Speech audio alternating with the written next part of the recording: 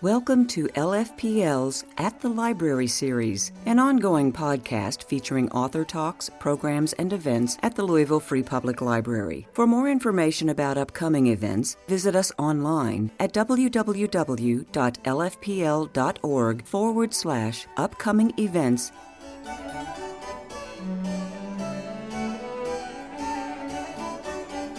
I'm delighted to introduce to you our guest for tonight.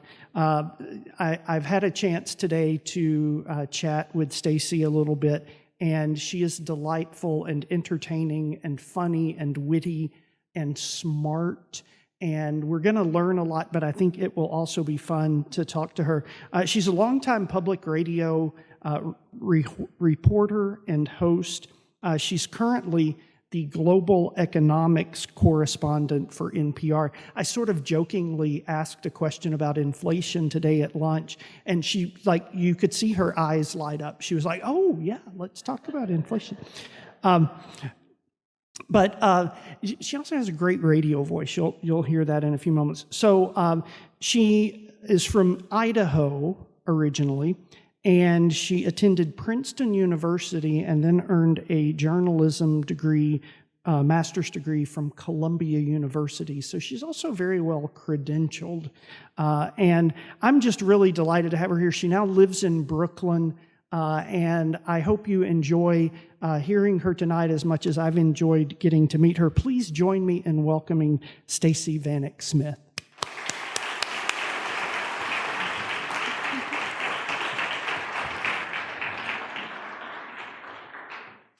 Hello, thank you. So I'm going to talk for a little bit, and then we'll have some time for questions. And if you want to ask a question about inflation, I'll take those too. Well, first of all, I just really wanted to thank everybody and thank the Free Library for having me. It's especially meaningful to me because, like Lee said, I did grow up in Idaho. And as you can possibly imagine, for someone who wrote a book called Machiavelli for Women, growing up in Idaho, like, I felt like sometimes a lot of people didn't get me. So I was very grateful to the library. I spent a lot of time in the Boise Public Library, and I'm forever grateful to them. So thank you so much for having me. And I'm also especially thrilled to be here this month, Women's History Month, and this week, less famous than Women's History Month, but it is Equal Pay Day on Tuesday, or last Tuesday was Equal Pay Day. Equal Pay Day is March 12th, and that is how far into the year women have to work to earn what men earned the previous year. So just like men stopped working January 1st, and women have been working until March 12th. But it actually gets a little worse depending on who you're talking to. So women, just to lay out the pay gap, earn just over 80 cents for every dollar a man earns. For Black women, it's about 65 cents. For Latina and Indigenous women, it's about 55 cents. And of course, even though this is about money and numbers and math, it is a very emotional issue. It always is. And I've been thinking about it now for almost 20 years, ever since I started my career.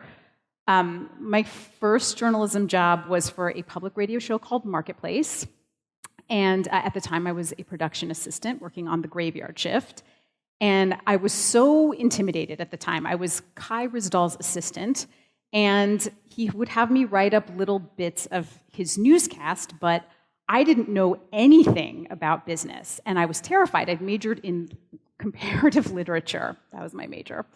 And so, but I just wanted a job in radio, so I just took. The first job in radio I got, I was like, business, great, I'll do it. But suddenly, Kai would say, hey, I need you to write me up 45 seconds on an IPO.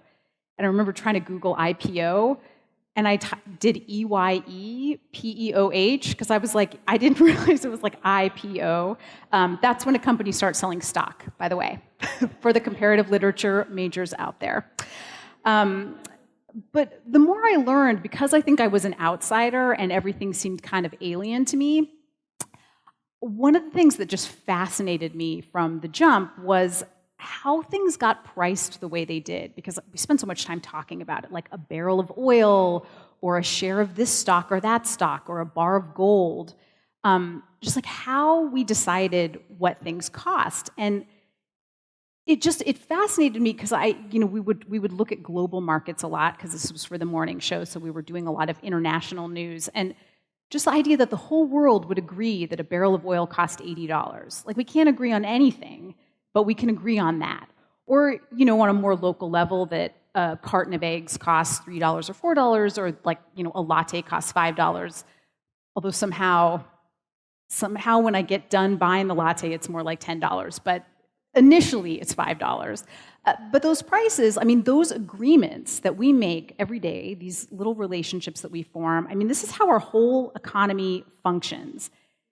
And the question that I kept turning over in my head is, where does this value come from? And for some things, it's a little more obvious, like oil. You need oil to make your car go, and there are costs that go into that. You have to pump the oil out of the ground and ship it across the country and refine it and things like that. But what about when things get a little more abstract, right? Like a painting or a Bitcoin or like a pair of sneakers or, God forbid, an NFT. I did so many stories on NFTs, and I still have no idea how people put any valuation on those things. And so after thinking about this for years and reporting countless stories on the prices of various things, this is what I can tell you about where the value of things comes from. We make it up. We make it up. Value is just a story. There are just a couple things in this world that have undeniable value. There is water, oxygen, and food, and those things keep us alive, and everything else, to some extent, is just a story. And we tell a story about why we should pay $5 for a latte, or $80 for a barrel of oil, or $70 million for a racehorse. I looked that up. It's the record price ever paid for a racehorse, $70 million. It's back in 2000. But this doesn't apply to stuff, of course, right? We don't just value things or horses. It applies to people too, how much we all get paid. A barista at Starbucks in the US, on average, the one making our lattes, they make around $12 an hour, about $25,000 a year. Howard Schultz, CEO of Starbucks, he was last year, he made about $25 million. So, did he work 1,000 times harder than the baristas? Was his work 1,000 times more valuable? Personally, if I am waiting for a coffee, I will take the barista's work over the work of Howard Schultz, which I'm sure is very valuable. But those two jobs are just valued so differently. And here is what the data shows us, is if you are a woman in the workplace, your work is valued very differently than the work of your male colleagues.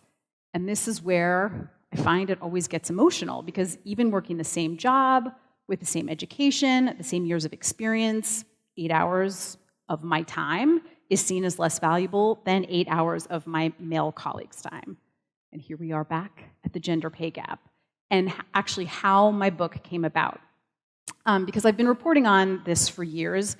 If you are a woman and you report on business, every year in March, you will get assigned a story about the gender pay gap. So I was reporting on the gender pay gap for about the millionth time. And I was speaking with this really amazing female economist named Francine Blau. And she has done research for years into all these different aspects of the pay gap. And so we were having our regular conversation about it. And she mentioned something. She just tossed off this remark, and it stopped me in my tracks, and I couldn't stop thinking about it. We were talking through the pay gap, and she was giving me all the numbers. And she said, well, these numbers haven't moved for 20 years. And I was like, 20 years? That was longer than my whole career. In the meantime, I thought about all the industries that had come and gone, all the companies that had come and gone, all these new kinds of jobs, these new kinds of industries, all these startups. And that number hadn't changed. Everything has changed. And that had just stayed stuck. And so I couldn't shake it. I couldn't understand how something in our dynamic world and economy had just stayed the same, especially something like the pay gap. For some reason, when I thought things were improving, I wasn't as bothered as I was when I realized that in a lot of ways they weren't. And to be clear, it's not just pay, it's position too, and the position part might be even more important than the pay gap part. pay gap part's very useful to talk about because it's numbers and you can kind of quantify it. It just makes it easier to talk about. But the promotion gap, the position gap is probably more serious. CEOs are 80% male and 90% white. And those numbers have somehow actually gotten worse in recent years. And sometimes when the economy gets into a tough spot, they tend to get even worse. Women, though, start half of businesses in the US, almost half, but they get less than 5% of venture capital. And the stakes are really high because most of these single parents in the US are women. And so when women get paid less, that means a whole family gets paid less. And when women retire, they tend to have less than half of the savings that men do. Women also tend to live longer. So you end up with a lot of women living in poverty when they retire. And also, just more generally and more basically, women's voices aren't being heard at the level they should be. They're not running the companies or setting the policies or getting proper support for their ideas and inventions. And that makes us all poorer. So that's the pay gap, and that is problem number one. Problem number two is that this information is just like depressing in a way. Like it's not changing, and it's depressing to talk about, and everyone gets sad and quiet and uncomfortable. And it doesn't seem to be doing any good anyway. Nothing is changing. And we'll just talk about this all again next year on March 12th. In fact, when I first started writing my book, I sent my editor, who is wonderful, her name is Karen Marcus, I sent her the first 3 chapters, and I was very nervous about her feedback. I'd never written a book. I wanted her to like it so much. I'd done so much research and so many interviews, and I'd crafted the sentences, and I sent it to her and waited for an email back, and I get a 1-line email back from her, and she writes, "This is kind of a bummer." And so this actually made me angry. I wrote her back like right away without thinking, and I was like, yes, this is kind of a bummer. That's why I'm writing the book. Like, what do you think this is going to be about? It's the pay gap. And she was like, well, you need people to read it. And I was like, well, I'm sorry, like, what am I supposed to do, make up data? And she said, no, you should offer solutions, which I couldn't really argue with at the time. And so that's what I did. I dedicated my book to trying to find solutions, and luckily there's just been a lot of really amazing research in the last 20, 30 years about pay and discrimination and hiring and everything. So there was a really rich field to draw on, luckily. But that was another thing that I kind of ran into in a lot of the research was there's always like a recommendation section at the end, a lot of times with these research papers and policy papers, but they were always directed towards like owners of companies and people in like high governmental positions. And I was like, well, I don't manage anybody. I'm not in a higher governmental position. I just want to raise. So what am I supposed to do? And so I was kind of emailing this back to Karen. I was like, well, I can't really find solutions. Everything's directed towards policy making. And she wrote back, she's like, well, I don't know. You should figure something else out. What would Machiavelli do? And so this caught my attention, mostly because I hated Machiavelli. I'd only read him in a college survey political science course. And I don't know, I work in public radio. I look down on things like power grabbing and crushing people and manipulation, or at least I'm supposed to, right? Unless it comes with a tote bag. So I was like, just but something about her comment kind of got in my head. So I sat down and read The Prince for the first time since college. And it's pretty short, it's like 50 pages long. So I actually sat down with my, $10 latte and read it cover to cover. And by the end, I was convinced that Machiavelli kind of had the key to helping women and other marginalized workers tackle some of these issues in the workplace, which naturally leads to the question why, because I think we all have kind of, well, maybe not all have, many of us may have a negative view of Machiavelli. But Machiavelli starts his book out saying that there are 2 kinds of princes. There are those who inherit their kingdoms and those who conquer them. And he says for an inheriting prince, things are pretty easy. Status quo, everyone kind of thinks you're princely. You really have to mess up to lose your kingdom. But for a conquering prince, he says, difficulties abound. Everybody's looking at this newcomer. They're thinking, what is this person in power? Like, what did he do to earn? Why is it him and not me? And where is he even from? And also, he probably had to do a bunch of not great things to get into that position. And mostly, who does he think he is? And that reminded me of women in the workplace. Women, after all, have arrived in the workplace. Women are in all the industries, getting all of the degrees. There are more women graduating from law school now than men. Medical school is almost half and half. Women are climbing the corporations, like getting into different businesses and industries. But then in mid-career, something happens, and then things kind of go sideways, and women are just not rising through the ranks as fast as their white male colleagues. They're not earning the same money. They're not getting the same promotions. They are not raising the same venture capital. They're not getting the law partnerships or running the companies.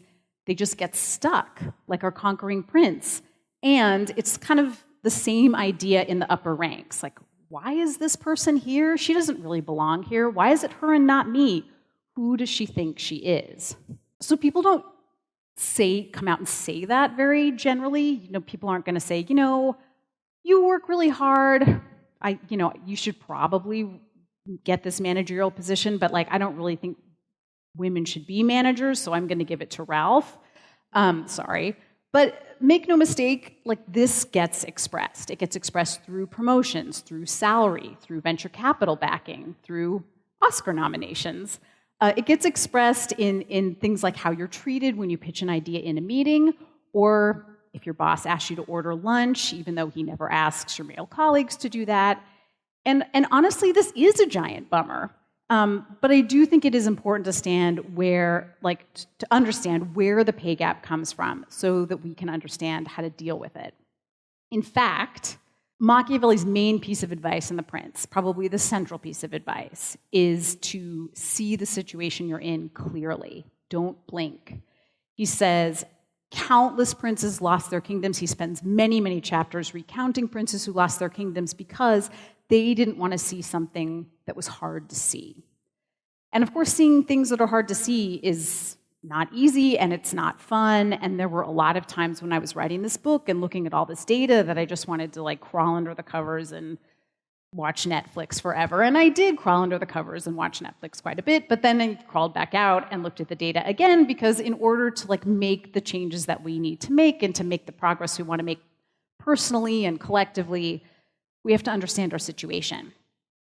If you're not being promoted and your boss isn't promoting you because your boss doesn't want to promote women into managerial positions, and you respond to that by working longer hours, that's probably not going to help that much.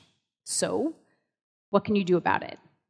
So it was time to look at some of the solutions that my editor had been bugging me about. And luckily, like I said, there's just been a lot of really, really excellent research being done about negotiating and resumes and leadership. And so I give a lot of examples and advice in the book, but I try to think of the three main things that would be the most helpful and that could help really move the needle just in life. If I had to boil the book down to 3 bullet points, what would they be? So I did, and here we go. There are 3.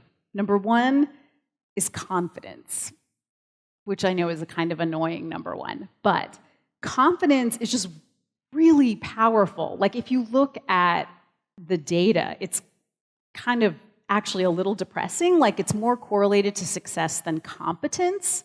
It's more important to think you're amazing than to actually be amazing at something. But it does make a lot of sense in certain ways, since we're talking about value, and value is a story. And confidence is also a story. It's the story of I'm the greatest. And people believe stories, and I know that because our economy would not function at all if we didn't believe stories. And the data also shows all these other interesting things, people like confident people more. They get, people like working for confident people more. Confident people get promoted more quickly, they get paid more. When they do get into a leadership position, people like working for them. When they are working for someone, people like managing confident people more. It's kind of amazing. But of course, confidence doesn't come from nowhere, right? I mean, women have a confidence problem. There are all these studies that illustrate this very clearly, including kind of a famous one that showed that men applied for a job when they had 60% of the qualifications, and women waited until they had 100% of the qualifications, which, as you can imagine, kind of compounds quite extremely over the course of a whole career. But, it shows up in other ways too. Men negotiate about 3 times more often than women, like just initiate negotiating conversations 3 times more often. Men will speak up more often in meetings. And so if you're not confident and you're not feeling confident, like how do you create confidence? Of course, the lack of confidence, it doesn't come from nowhere. It's decades of like messaging and encouragement and discouragement. But in the research, there's this like strangely good news, which is that you can fake confidence like pretty effectively. It's not quite as effective as the real thing, but it's weirdly effective. And there are little actions you can take to pretend like you're more confident and then to actually get some of the benefits of being confident. And the first one is to act. It's like to take action, because insecure people who lack confidence, waffle. And confident people act because they're just less worried about failing, they're less scared to try something new, and so they try more things, they fail more often, but also they succeed more often.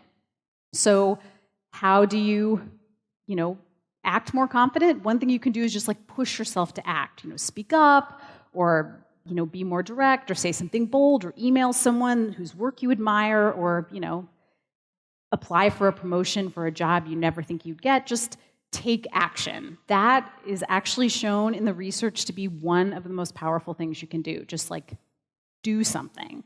And another thing that you can do to fake confidence is to aim higher than what you want. So confident people, they expect a lot for themselves. So, if you want to be making $20 an hour, ask for 30. Make yourself ask for 30. Ask for a promotion, ask for a job title, a bigger team, a bigger office, a later deadline, whatever you need.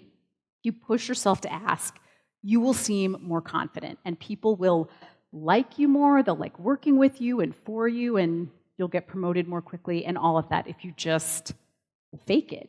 Somehow faking it, it works in this case. But it's not like always that simple. There's a question like, how do you ask for more, right? Because asking for more, especially when you're a woman, I think when you're any human, it's just tricky. It can feel tricky. It can bring up all kinds of insecurities, and little demons come up in your head. And also, if you ask in the wrong way, it can cause backlash.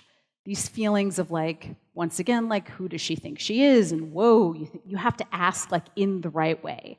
So for the how part, there's a lot of research on this too. And here is the best advice I can offer. So I will offer a hypothetical, even though for, I'm sure, probably everyone in this room, this is not necessarily just a hypothetical. So let's say you're in a job and you like the job and you're making like $55,000 a year. And you feel great about it until you find out that someone that you're working with, your colleague, is making $65,000 a year doing the same job. And you go one day from thinking you have the world's greatest job and you're so lucky to like wanting to burn the building down. Right? I think this has happened probably to a lot of people in this room. It has definitely happened to me. So what do, right? Do you march into your manager's office and say, like, you thought you were getting away with this? Like, I know, like, I figured it out. You're paying Ralph $65,000 and I'm only making $55,000, and I work twice as hard, and I do a bunch of his work anyway, and what kind of a shop are you running around here? Like, you don't raise my pay to $65,000, I quit. And I'm going to make a TikTok about it. I mean, you would have every right to say all those things. You would be correct, and you could make your TikTok, and probably a lot of people would watch it. I would watch it. But a more effective approach, a different approach, is a little less adversarial, a little more collaborative.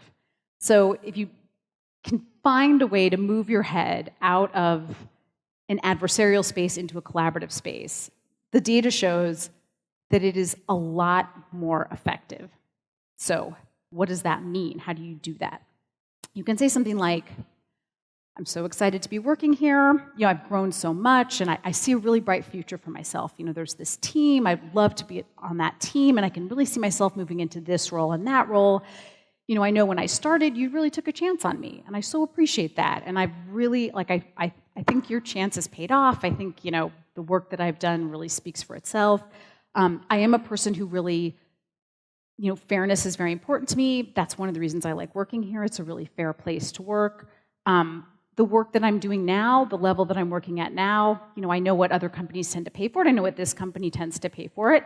I think a salary of maybe $70,000 or $75,000 is more appropriate for me right now. Like, what do you think? So that's a little smoother, like a little less adversarial, a little more collaborative, a little more, you're presenting a future possibility. It's approaching a negotiation like you'd approach a relationship. You wouldn't say, like, if we don't go see Dune 2 this weekend, I'm leaving you. You'd say, I'd really like to go see Dune 2 this weekend. I could really see us going to see Dune 2 and then going bowling, because I know you love bowling, right? I mean, it's a little more that kind of an approach.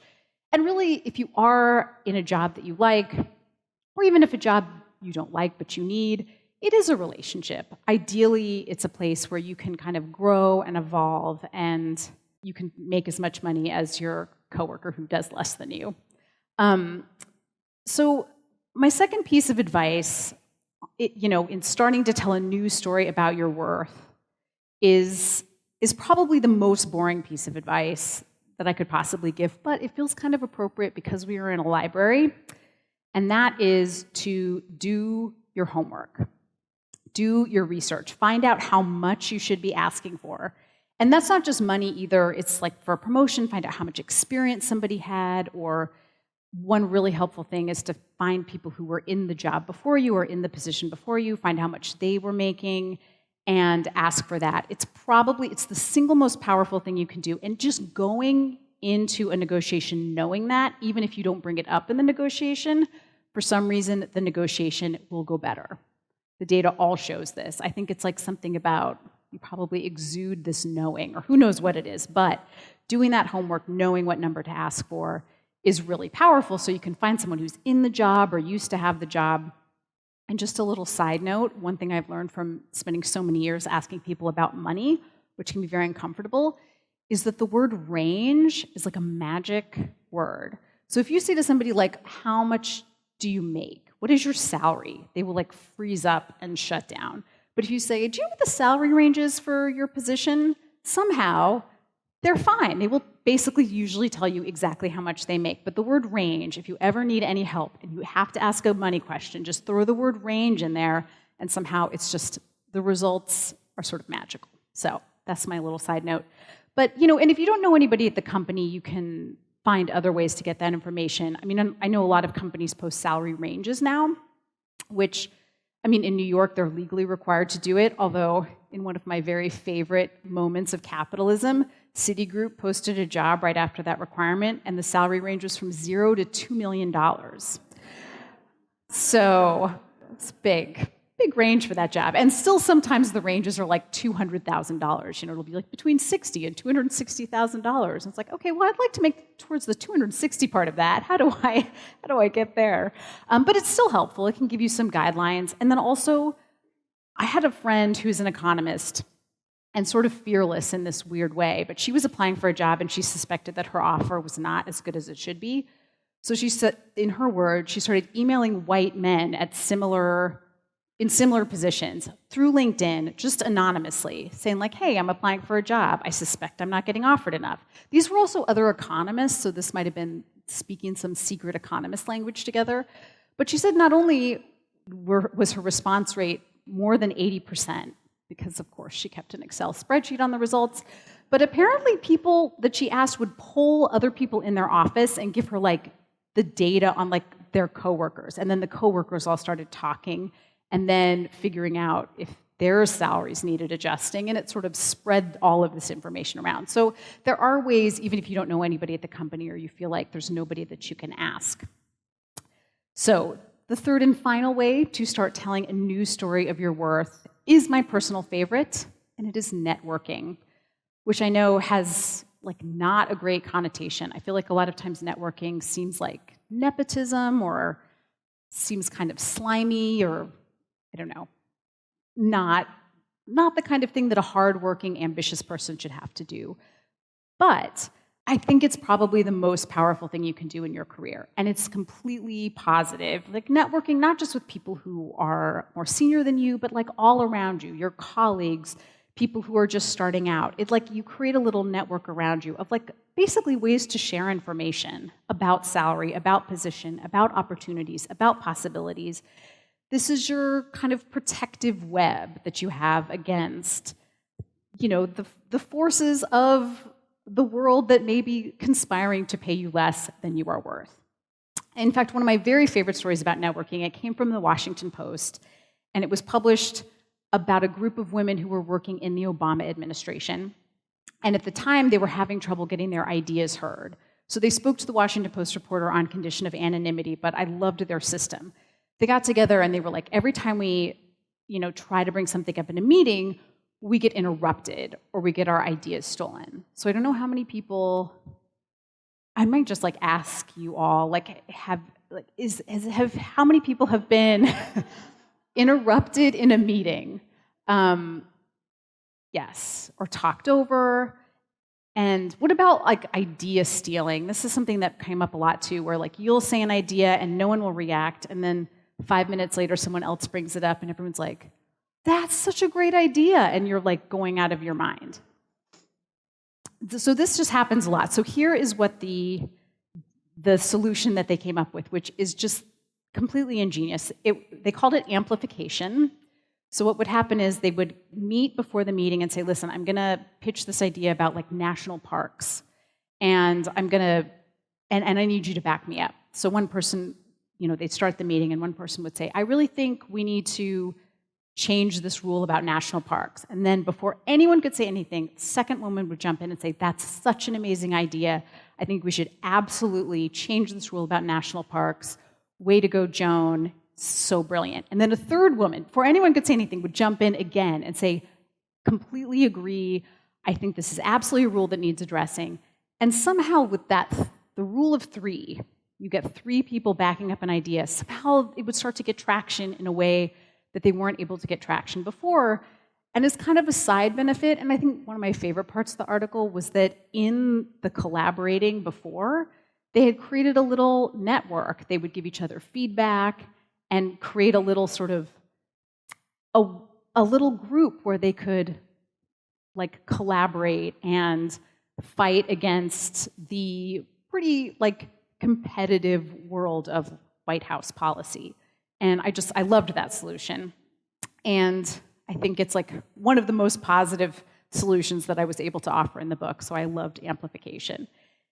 So I think these are my three solutions to fight the good fight for equal pay, and to also start to tell a new story about your value, to the people and the organizations around you, but also I think crucially to yourself, because obviously as I was writing this book, so many personal anecdotes came into my head, so many things that had happened to me throughout my career or that had happened to people around me throughout my career.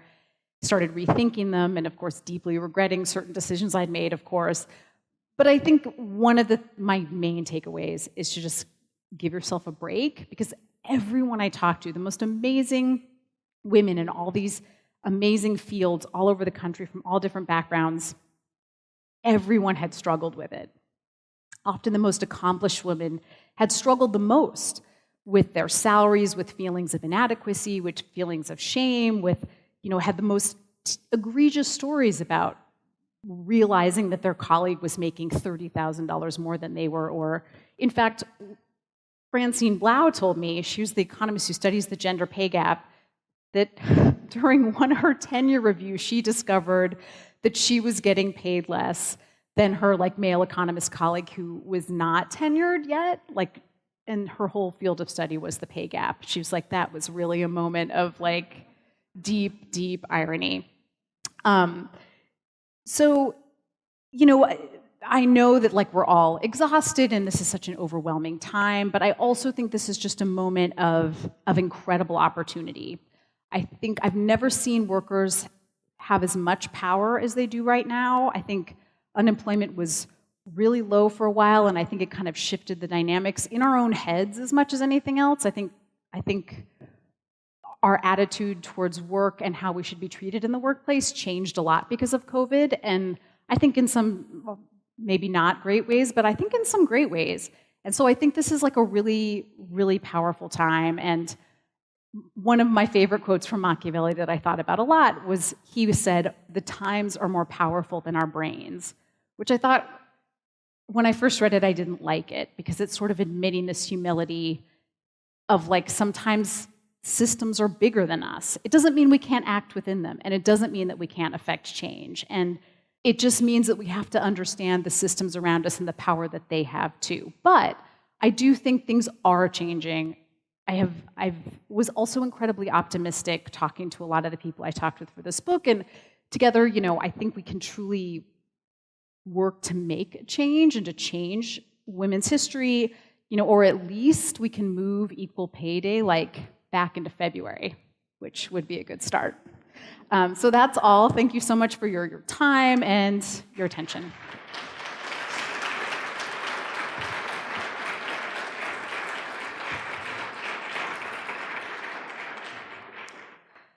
So I don't know if anybody has any questions or comments or anecdotes or anything. There's a microphone that I think they want us to use for recording purposes.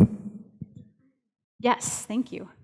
I found the talk very interesting. My mother has a PhD in political science, but she went back when she was in her 50s to get her PhD. Oh my gosh. Because things took a turn for the worse with me in college, so she had to then, help support.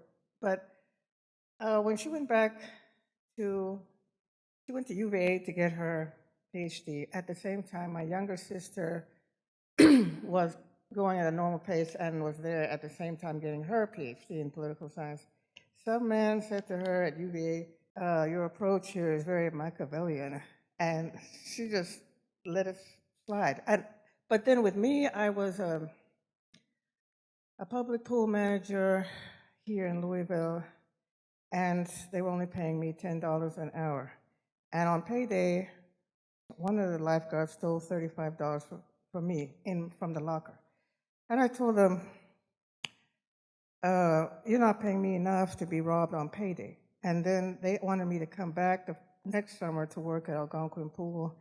And I said, I gave them a list of things. It was like 12 to 16 things. I said, you should do to refurbish this pool here environment. If you do 1 through 6, I'll come back. Otherwise, I won't.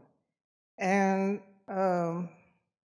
then one of the councilwomen said, "Well, these other pools in other parts of the city are very nice, and we want equitable treatment here." And so when Mayor Greenberg got elected, he immediately prioritized bringing the West End pool up to standard with more funding and also housing. And so I told him, "Okay, next summer, if you want me to be an opening pool manager over there after they finish the construction, I will." But I told the person over me that we should be paid at least $15 an hour. And I'm sure Louisville Metro, though, government is not going to agree to that. And so that spurred him into action, and he did get the pay raised. And this is regardless of gender or age or status. But it's cultural, and this is ingrained that for generations or centuries, and that women were discouraged from speaking up and putting their foot down and so forth. But if we do, there's a good chance that the men will do something. Yes, and the backlash, that was one of the things that I think was the most upsetting, but also the most, I don't know, it was a little bit of a relief in certain ways, but the studies show that the backlash is real. There was one study I remember that found that if a woman asks for more money during a job negotiation, like no matter how she asks, she's automatically considered less desirable to work with. Not because of any particular reason. It's just these reactions are often so ingrained so far back, and like you say, there's a history to them, and there's a cultural reference to them. A friend of mine who was a woman who did hiring at a university said she realized that when men would ask her for raises, she would have a much different reaction. She's like, when women would ask me, she's like, I would feel, and she was a woman, and she's like, I would immediately feel like, wow, like we pay pretty well. And she said when the men would ask, she'd be like, oh, yeah, he's good for him. So I think, I think one of the problems is that our reactions are often not conscious. But yeah, thank you for sharing that. I'm glad the raise happened. Thank you for coming to Louisville. This is fascinating, and I have about 10 books for you to sign. So one of the common arguments against or justifications for the pay gap is that, well, women take time off to have kids. They, have children that they have to leave at 5 o'clock when their male counterparts can stay and work late. I don't know if you address that in your book or if you have any thoughts about that. That's kind of a common justification for the pay gap. I think that was the most shocking part of the research to me, because I had researched this stuff sort of off and on for years, but the motherhood penalty, as they call it, was probably the most surprising and the most, I think, insidious, because a lot of what happens is women will get, it's often called mommy tracking or something, but people will start to just make assumptions about a woman often after she has kids, and the pay gap between women with kids and women without kids is larger than the gender pay gap. I mean, it's really enormous. People become more critical of someone's work when they're a mother. They did a really fascinating study with resumes. I think the resume studies were my favorite because they'd have the same exact resume, but they would swap out little things. They'd tweak a name, but they would put in like PTA, in other activities. And the women were immediately looked at more critically. They were considered much less desirable. The salaries that people thought to offer them were $10,000 lower, and it was the opposite for men. It was considered like, oh, this is a more safe bet. He's going to be providing for his family. We can count on him. However, in one interesting twist, one study found that if men did a lot of proactive childcare, that their earning potential went down. It was considered like weird. It's like, oh, he's going to pick his kid up again. So there was like a penalty there too if men took on a more active parental role. So there's just a punishment for people taking on parental roles, as if like most people in our country have children and also need to put a roof over the heads of those children. And somehow it just becomes so hard. And the discrimination is really insidious because oftentimes it's done in the guise of like, oh, we're doing her a favor. It's like, oh, let's not put her on that project. It's so intense and she has this new baby. Let's just put her on something easier. One of my good friends at work at NPR, which is, considers itself quite, evolved, and in certain ways really is. But she said her kid was going through a real health problem, so she regularly had to take time off in the afternoons to take her child. And she ended up telling him that she was training for a marathon because the backlash was much less. He got really excited about the marathon. It was like, oh, that's awesome! Like I ran a marathon, and so she's like, I made up this like elaborate weird lie about training for a marathon because she's like, his reaction to me having a sick child was so disturbing. So, yeah, I think it was one of the most surprising and insidious things in the book. And a lot of women who have the financial ability to leave the labor force will, because working gets so frustrating. And then women who stay in the workforce, they see their earning potential go down, their promotion potential go down. It was probably the most surprising thing to me in the book. Hi. I just had a quick question. In your book, you talk a little bit about women in the dark arts, and you have kind of 5 personas that you brought up. And where did those come from? Was that in your research, more anecdotal? I did not. Queen of Hearts was a pretty interesting character. Yes, I did not want to write that chapter, for the record. My editor, who is apparently just much wiser than I am, said, you should write a book about women who don't help out other women or women who like target other women. And I was like, I'm not writing about that. That is like, I do not want to perpetuate those, this I don't believe it's true. I mean, I've experienced it, but there are always snakes in every place of all genders, and I'm not doing it. And then every person I interviewed was like, you're going to do something on women who target other women, right?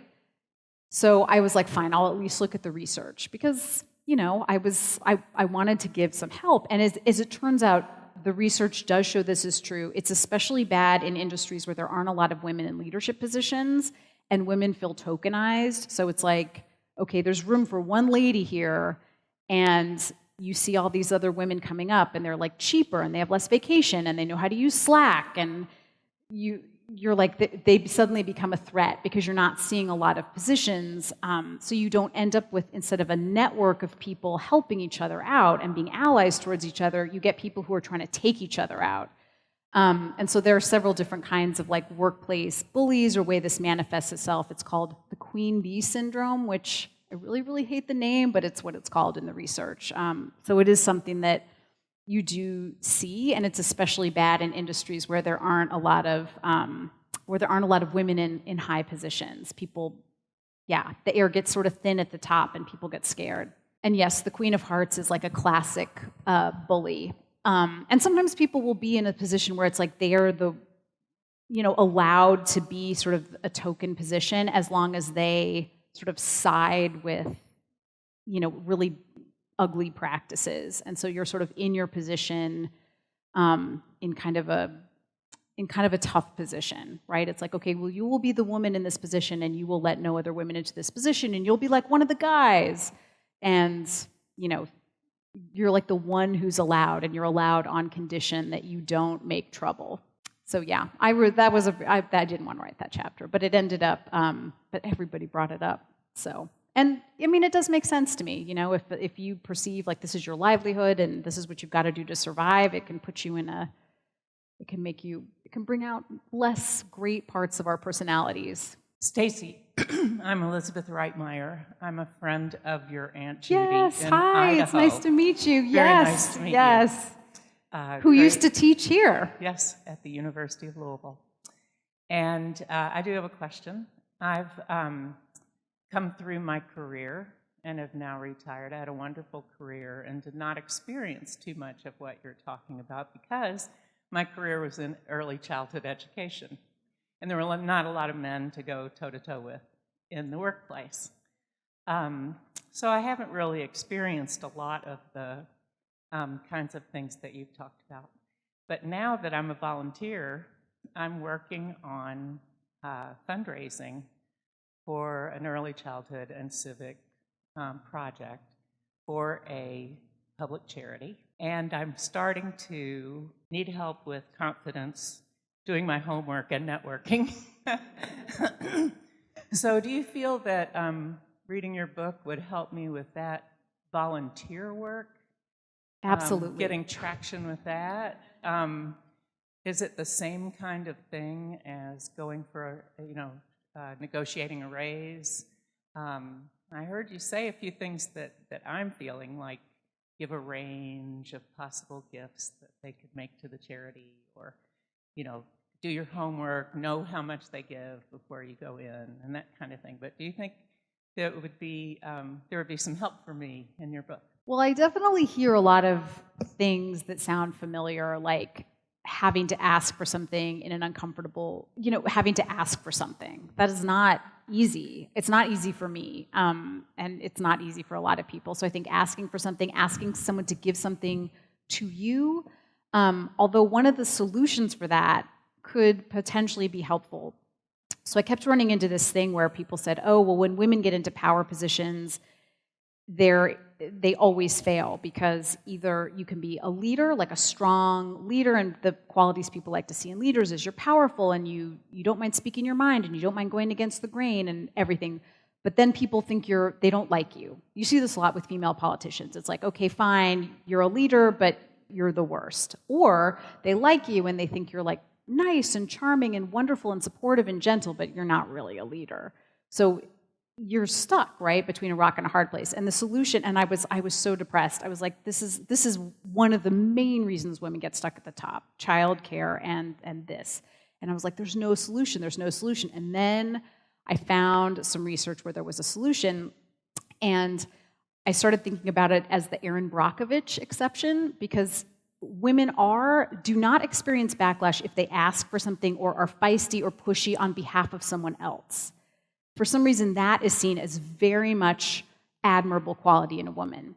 So in leadership positions, the way this translated was to externalize the team. So, instead of being like, this work is unacceptable, I'm going to have to ask you to do this over again. Say, listen, this team is so important to me. The work this team produces, I know what we're capable of. We're capable of such great work. This isn't in line with me, but I'm not going to let this team put forward work that's less than the best it can be. So I'm going to stay late, and I'm going to help you redo this, and we're going to redo this together for the team. And for somehow, if you externalize it, you're not asking for money for you, you're asking for this other thing. And if you fight on behalf of that, if you're pushy and annoying on behalf of that, you can do that. And trust me, I've had to ask for money so many times in public radio pledge drives. Just think about how much you spend on your morning coffee and how much value you get out of public radio. So you just externalize it. You're like, you're not asking for yourself. You're asking for someone else. You're fighting for someone else. That is very much somehow that is a little loophole around all the backlash, and was one of my favorite solutions that I saw.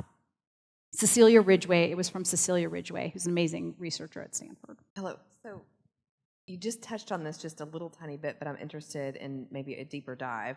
But what are your thoughts on how the application of Machiavelli's strategies would change for women who do come into power? Because we absolutely do come into power and can make changes. And to me, the application sounds different, but I'm curious what your thoughts are.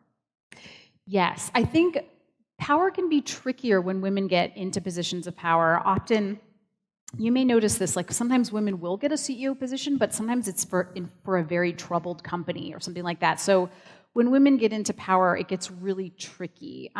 What I talked about there was often women will get into power and it won't go well because people are looking at them more critically. People are more critical of female managers.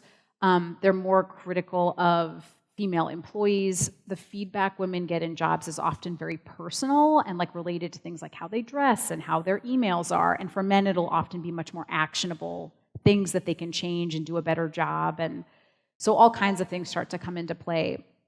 And so I think where Machiavelli is useful is to sort of be able to see what's really going on and kind of strategize without... The thing that I think I most learned from Machiavelli was to try to not get consumed by emotion and how just unfair and awful it is, but to say okay, so here's what's going on and how can I kind of navigate this little narrow path that exists between being a competent leader and a likable woman, and there's a super narrow path, or how can I manage this team but not have everybody hate me, or how can I have people like me but also be an effective leader? It's a really tough line to walk. So I think for me, the kind of helpful part was just the observation and also some of the things to watch out for. And just to know that you're probably going to just be under so much more scrutiny, like the conquering prince. You're just under way more scrutiny than you would be if you were, if you looked like people expect a leader to look. That you're just going to have to expect that with the ground that you're breaking is going to come some difficulty. But yeah, he has all kinds of interesting advice, beware the flatterers. He really hates flatterers. So when you get into leadership positions, a lot of times, you'll get surrounded by yes people. So he's just you've got to really watch out for them. Anyway, no, but I think his advice is good because it's you're in just a more precarious position as a woman, and if you're a leader, because people are just naturally going to be a little more critical of you. Okay, so we've reached 8 o'clock. So thank you very much, Stacey. Thank you so all much for being here.